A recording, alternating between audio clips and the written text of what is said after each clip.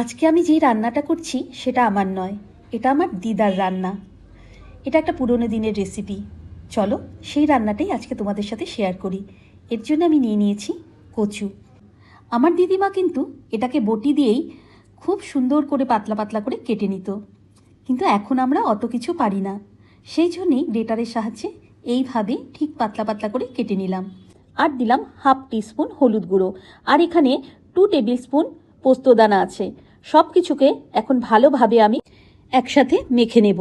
মাখাটা কিন্তু একটু শুকনো শুকনো করেই মাখতে হবে। এই রান্নাটা যতবারই করি আমার সত্যিকারে সেই সময়ের দিনগুলোর কথা মনে পড়ে যায়।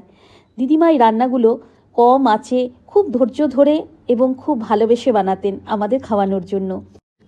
আমি এই ভিডিওটাকে লং ভিডিওতে পোস্ট করেছি, কারণ রেসিপিটা একটু লং বলে। শর্ট ভিডিওতে তারই কিছু কিছু অংশ আপনাদের সাথে শেয়ার করলাম। আপনারা লং ভিডিওটা দেখবেন এবং এই রেসিপিটাকে এভাবে বানানোর চেষ্টা করবেন। অনবদ্য হয় খেতে, একবার অবশ্যই আপনারা ট্রাই করবেন আমি যেভাবে করেছি। এটা গরম ভাতের সাথে ভীষণ উপাদেয় লাগে। এটা আমাদের বাড়ির একটা অনেক পুরনো দিনের রান্না। আশা করি আপনারা দেখবেন এবং ট্রাই করবেন। আর আমার চ্যানেলটিকে যদি আপনাদের ভালো লাগে অবশ্যই সেটাকে লাইক, কমেন্ট, শেয়ার এবং সাবস্ক্রাইব করে পাশে থাকবেন।